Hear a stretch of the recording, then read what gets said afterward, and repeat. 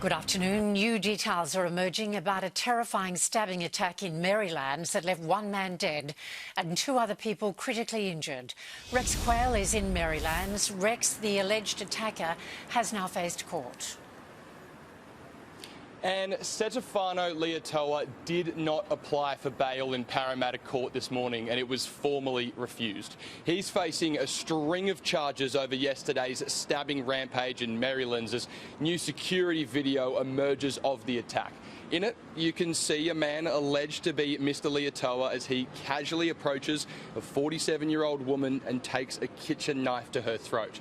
He walks outside, allegedly killing 38-year-old Amamuddin Sadar and stabbing a 21-year-old man, leaving him with critical injuries. The three victims did not know the attacker or each other, and now many are questioning how this could have happened. The 7 News reported exclusively last night 25-year-old Leotoa had been receiving treatment at a mental health facility but escaped while being transferred from one hospital to another 10 days ago. We do need to do a review into this. We do need to look at what happened and just investigate whether there were any processes that weren't followed properly or improvements that could have been made. And Stefano Leotoa, he'll return to court in May. Anne? Rex Quayle in Maryland. Thank you, Rex. A dedicated task force has been set up to investigate the latest surge in Sydney's gangland wars. Overnight, more than a dozen shots were fired at a St Clair home, and a Greenacre house was firebombed just hours later. The attackers were heard calling out the family name of former NRL star Matt Utai a day after he was seriously injured in a drive-by shooting. The new strike force will investigate the incidents, which are believed to be connected to Matt Utai's son. Young women who moved to Syria and married Islamic State fighters could soon board planes with their children bound for Australia. Live to our political reporter Isabel Mullen in Canberra. Izzy, the ISIS brides have received their Australian passports. Yes, they have, Anne. Good afternoon. That's our understanding. They are Australian citizens, so they are, of course, entitled to those passports. But that's a fact that's caused massive political division here in Canberra. The federal opposition insisting that the government needs to impose these temporary exclusion orders, a blanket ban on all 34 women and children trying to flee Syria. A group known as the ISIS brides, women and girls who moved to Syria and Iraq back in 2019. They married fighters and they joined Islamic State. These temporary exclusion orders would give the government more time to determine their level of radicalisation. I want to see the Prime Minister match his tough words with tough action, and they should be urgently imposing the temporary exclusion orders on this group. We shouldn't be having a debate about this. We've just had an attack on Australian citizens by ISIS-inspired Islamic terrorists. Like, this is not the time to go soft on the ISIS brides. Now, 7 News understands one bride has been hit with a temporary exclusion order and the government hasn't ruled out issuing more. The issue is that the threshold to impose that order is exceptionally high, and it essentially prevents these ISIS brides from getting on a plane and coming here to Australia, buying authorities more time to figure out what to do with them when they do arrive here. Well, I think it's unfortunate that children are caught up in this.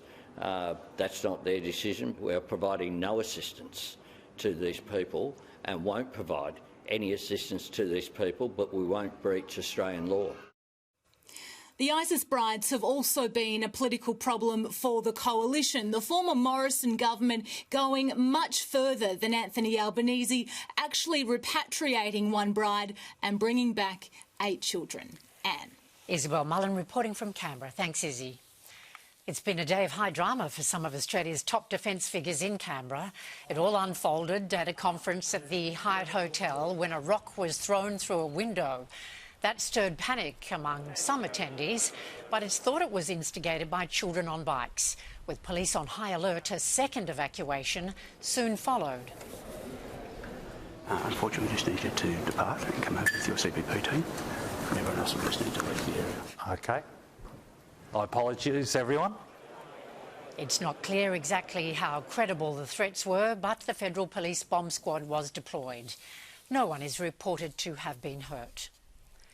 The incredible legacy of civil rights campaigner the Reverend Jesse Jackson is being remembered today, following his death at the age of 84. Fighting for justice alongside Martin Luther King in the 60s, Jackson went on to become a major political figure, twice running for nomination of president for the Democrats and paving the way for the election of Barack Obama. Here's our US correspondent Miley Hogan. He was a fighter and an advocate for the disenfranchised and marginalised, a giant in the civil rights movement in the US and abroad. Reverend Jesse Jackson led a lifetime of crusades in the US, advocating for minorities on issues including voting rights, job opportunities, education and healthcare. He was a young protege of Martin Luther King Jr. and after his assassination, Jackson helped keep the civil rights movement alive, including 2 bids for president. His campaign in 1984, the first time a major national party had an African-American contender, the Baptist preacher known for his stirring speeches. That leaders must be tough enough to fight, tender enough to cry, human enough to make mistakes, humble enough to admit them, strong enough to absorb the pain, and resilient enough to bounce back and keep on moving. He didn't win the nomination. Keep hope alive.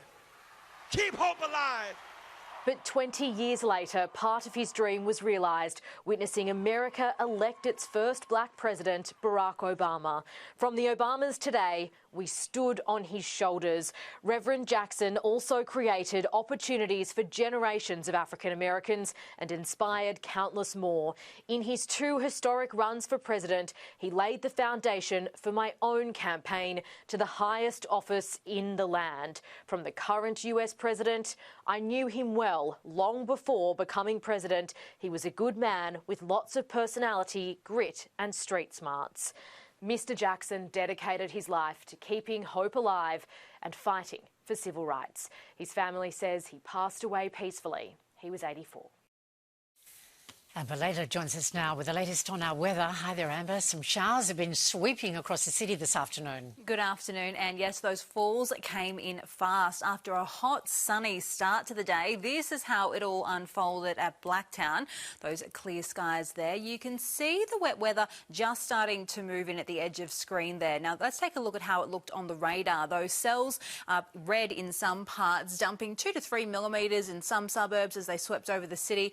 It followed that steamy, sunny morning, though. Temperatures across the Sydney Basin and the Central Coast soaring well above average today. It reached 37 degrees at Gosford, at Parramatta, also at Penrith, 38 at Holsworthy. Katoomba, the only one to be kept below 30 degrees today. There is a chance we could see some more showers and storm development further this evening into tomorrow, with temperatures also set to continue climbing. I'll have more details on the low to severe heatwave conditions we're expecting across the state in your full forecast soon, Anne. Thanks a lot, Amber.